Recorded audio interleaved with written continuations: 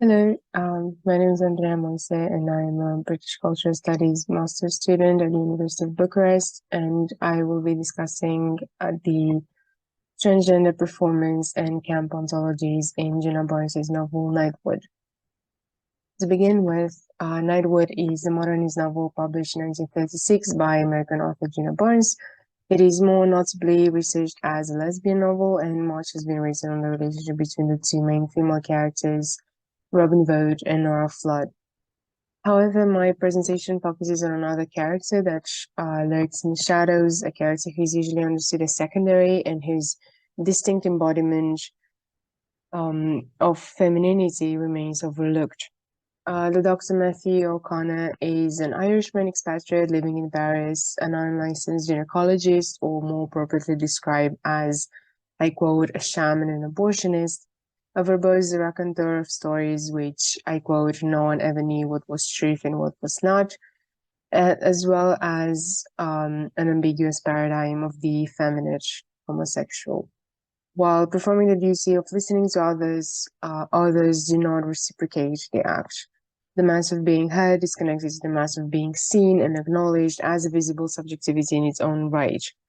However, O'Connor remains alienated until the end, and his queer trans individuality emerges as insoluble within the public sphere of normativity. The starting point is the common critical assumption that O'Connor inhabits the space of cross-dressing homosexuality, whereby drag and cam discourses aid in the understanding of the character. However, I intend to analyze the character of O'Connor with an interest in the transgender epistemologies embodied within their failed attempt at recognition and transition as a transgender woman. The character is commonly labeled a homosexual cross-dresser in critical studies of the novel, but there are multiple insufficiencies in comfortably dismissing O'Connor under this status. In an article by Nicholas Baksh, he makes his case on the portrayal of O'Connor as a cross-dressing invert, that is, the sum of the conventional medical views held by the author and her audience at the time the novel was written, such as the late 19th century theories of perversion and degeneracy. Homosexual identity was commonly conflated with sexual inversion, with the understanding that homosexuality and transsexuality were interdependent, that is, two sides of the same coin. It can be assumed that Djuna was familiar with these beliefs, but she might have been equally well acquainted with a different emancipatory line of thought as well. In this way, it is important to place Nightwood at the convergence of both early and contemporary views on transgenderism.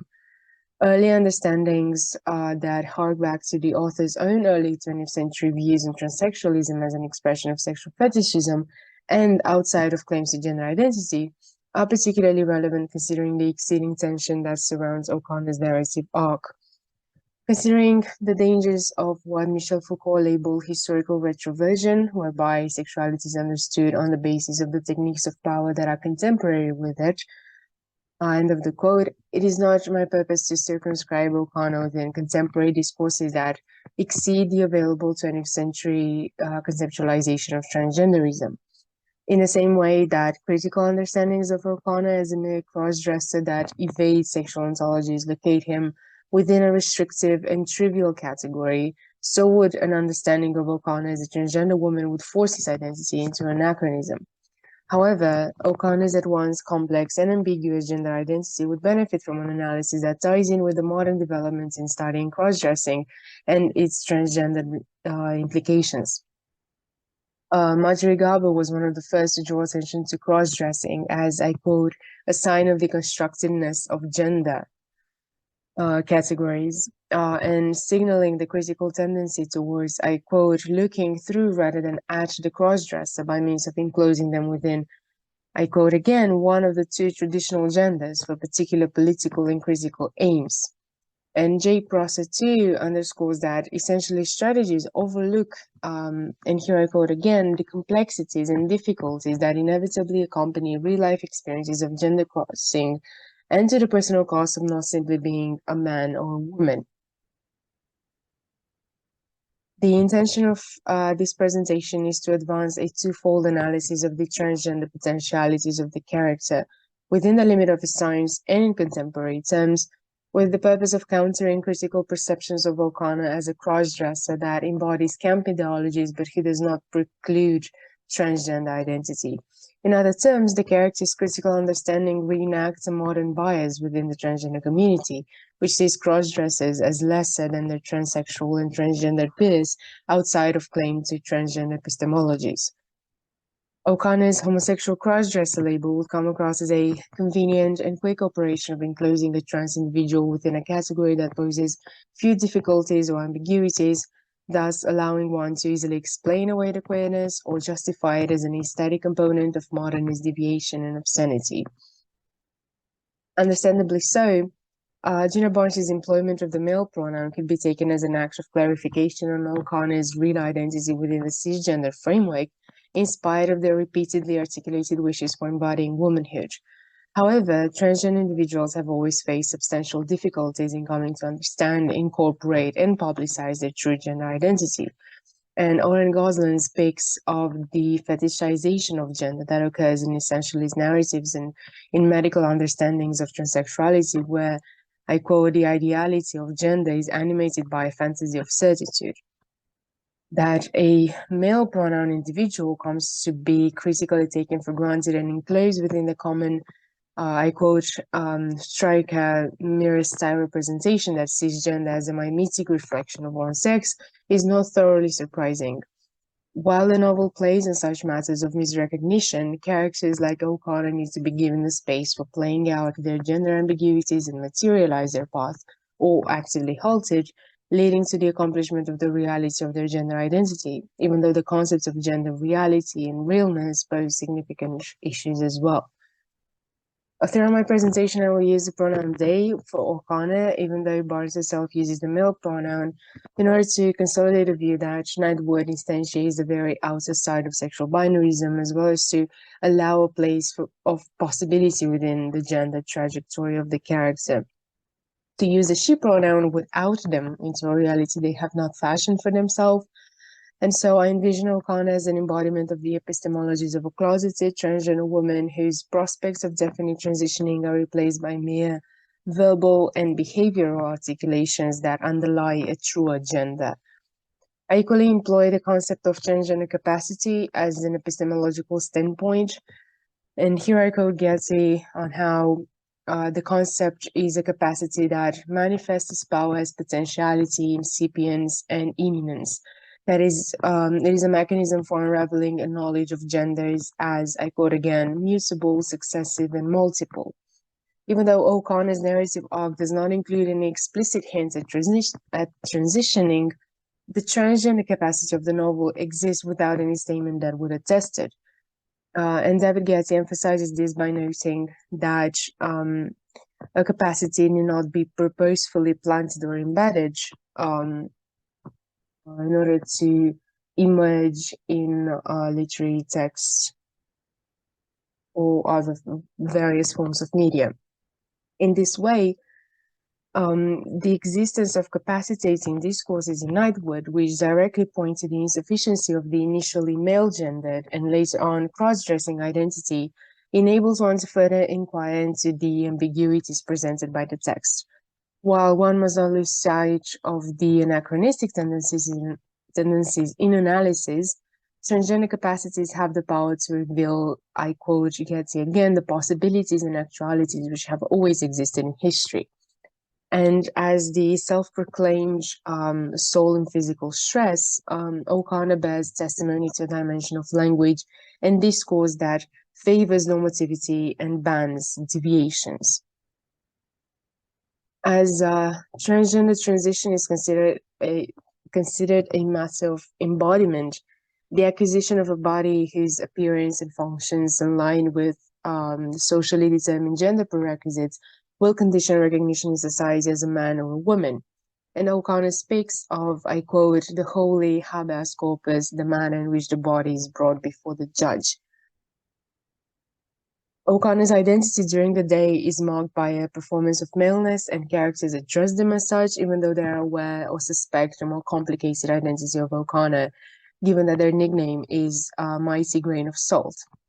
O'Connor offers rather subtle hints at the real identity, They say, I, as a medical man, I know in what pocket a man keeps his heart and soul, and in what jostle of the liver, kidneys, and genitalia these pockets are pilfered. There is no pure sorrow. Why? There are only confusions. This is a distinction between the body and the mind, which is contested by Barnes with the purpose of, on the one hand, to quote Martins, reinserting the body into discourses that privilege the mind, and on the other, questioning the physical markers of the body itself. When these visual markers of the bodily affiliation to either female or male identities are questioned, it reveals the consequences of the misperformance of gender in society, as well as the unstable footing of the sex and gender binaries in themselves. A similar sense of this violent sentiment of sex-gender asymmetry is voiced by O'Connor as well, when they say, when we are but born to the liberty of the house. All our life is but a going out of the place of execution and death. The house remains a peaceful intimacy where one's gender essence can be played out with no repercussions, but leaving the house forces one to adjust their gender according to the regulations of the outside world, which can inflict metaphorical or literal execution. Once again, cross-dressing and transgenderism remain almost fundamentally different, but it is important to emphasize that in fact they are not. Cross-dressers are transgender individuals, even though they continue to face discrimination within their own community. However, for the purpose of this article, a distinction will be kept in order to discuss the discriminatory understanding of cross-dressing as a mere fetishist drive, as well as the multiple insufficiencies of applying it to O'Connor. Cross-dressing may also be seen as an embodiment of drag and camp discourses whose purpose is, I quote, case, not to conflict reality with another reality, but to abandon the notion of reality through roles in their seductive atmosphere and lightly manipulate appearances. That is, it is a strategy of creating pretenses that evade the appropriation of truth. In other words, a cross-dresser guards their masculinity even under the pretense of feminine appearance. And in her study of drag queens, Mother Camp, Esther Newton discusses how the substance of drag inhabits a place of gendered illusion, where a homosexual male places himself as a male in female attire, and there is a permanent awareness in the performer and the audience that the male essence remains on the same level as the female appearance. Alternatively, camp ideologies work on the incongruity expressed by drag queens in order to, I quote, achieve a higher synthesis, and the drag stigma of the homosexual becomes visibly, I quote again, loaded with contempt within camp. Transgender ethics in Nightwood aim at conciliating a vision of humorous cross-dressing with the excruciating struggle for self-manifestation and self-acceptance that O'Connor passes as a homosexual cross-dresser rather than a transgender woman shows both the author's standing as far as transitioning ethics are concerned within a novel that could easily be considered transphobic by today's standards, but it equally reveals the lack of transparency and the universally imposed experience of trans individuals who are meant to simulate specific ideas of womanhood or manhood in order to be at least partly acknowledged. And Esther Newton theorizes the camp system as reliance on three elements, that is incongruity, which deals with the subject matter, theatricality, which deals with style, and finally humor, which is the strategy. As far as incongruity is concerned, any juxtaposition of clashing elements creates a campy contrast, and queer ontologies specifically rely on this moral deviation. O'Connor plays on incongruous contrast whenever they refer to themselves as a woman while behaving and being dressed as a man. They describe themselves as just the girl that God forgot, the last woman left in this world, or I am the bearded lady, I, the old woman who lives in the closet, and they say I'm a lady in no need of insults. Theatricality exposes the stigma of queer existence, which is dramatized so as to allow the individual to put on a mask of heteronormativity, all while guarding distance in the role-playing of shifting appearances. This would imply that O'Connor, the transgender woman, is playing the role of an effeminate homosexual in order to gain acceptance and a considerable sense of recognition inside a sexual category that is significantly more familiar and accessible for O'Connor's acquaintances and for Nightwood's public at large. In this direction, it is humor that enables a system of, I quote, of laughing at one's incongruous position instead of crying. In the novel, humor manifests the agonizing impossibility of transitioning. An important occurrence of humor is to be found in O'Connor's statements regarding the ideal and desired standard of femininity, which aligns itself with the replica of domestic patriarchy. O'Connor confesses that, I quote, God, I never asked better than to boil some good man's potatoes and toss up a child for him every 9 months by the calendar. This ardent yearning for a life tied entirely to catering after a man who is equally supposed to embody an exceptional standard of virile masculinity reveals less an active and vehement condonement of patriarchal femininity and more a desperate desire of fashioning themselves an identity of a woman that passes unmistakably for a woman. Passing entails, I quote, telling a story, living an identity that is supposedly seamless and unambiguous. The reinforcement of sexist standards of feminine behavior tied to the domestic home, motherhood, housekeeping, and submission to a husband all represent unquestionable and widely encouraged pictures of femininity. Transitioning into an accepted norm of femininity and femaleness leaves out the prospect of being sanctioned for appropriating the gender in ways that remain marred in society by sexed individuality. Gender standards regarded as oppressive by cisexual women secure transgender women a stable identity inside the entered gender.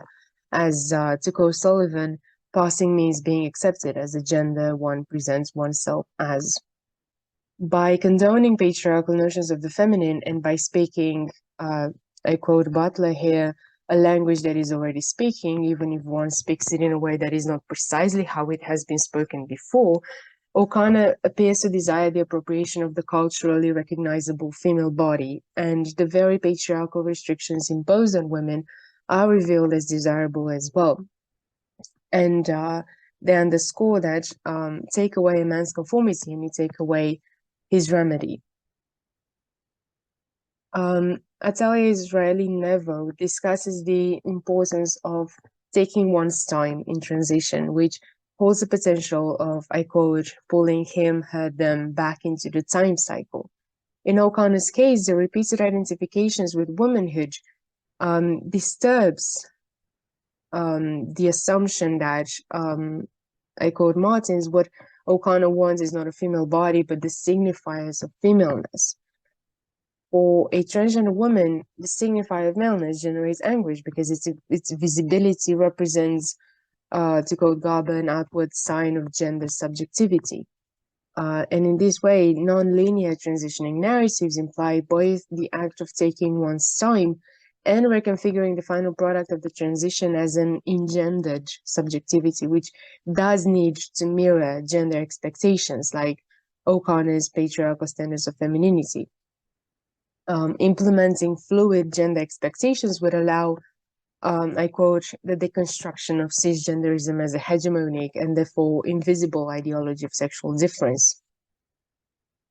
While the philosophy of camp is one of transformations and incongruity, O'Connor's destiny seems to be more closely tied to a philosophy of encampment and isolation within themselves, where the few humorous attempts at queering their self-contempt remain experienced as painful thrusts that eternally move the body downwards. The end of O'Connor's narrative arc ends in disembodiment, in a shedding of their aspirations to enter female gender that they are not permitted. O'Connor's failure to challenge the status quo and the hegemonic discourse of normativity throws their queer identity into a pit of intelligibility. O'Connor laments how it has all ended and how they, I quote, have not only lived my life for nothing, but I've told it for nothing, abominable among the filthy people. And to quote Judith Butler, there is some core of the subject who speaks beyond what is sayable, and it is this ineffability of the other who is not disclosed through speech, but leaves a pretentious shard of itself in its saying, a self that is beyond discourse itself. O'Connor's voice is ultimately silenced as they announce that there is nothing left. They say now nothing but wrath and weeping. As a modernist text, these redemptive strategies remain fundamentally insufficient. The mere representation of the transgender woman within the ambiguities of her ontology makes of Nightwood a novel interested in what Michel Foucault called the insurrection of subjugating knowledges.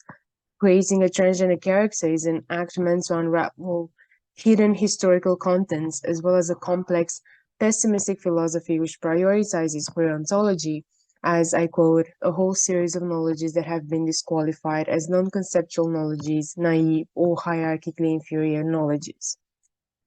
In conclusion, Nightwood reinterprets transphobia as a discourse that is both reinforced and negotiated, and O'Connor articulates an epistemology of the transgender woman whose genuine realization is forbidden by sexually normative and essentializing discourses. Queer and transgender knowledges amount to stories that do not find a suitable place in the historical archives. Since deviation is outlawed, Nightwood speaks from outside of history. Transgender self-expression was analyzed in accordance with both early and contemporary perspectives in order to reassess O'Connor within the transgender capacity of its ambiguous and complex gender unfolding, which includes tensions of drag and cam narratives, and which becomes voiced through patriarchal desires for domestic femininity. However, the end sees O'Connor remaining unrecognized and shunned, and he remains a despot and symbol of unattained feminine realness. Thank you very much for your attention, and these are my references, and thank you once again.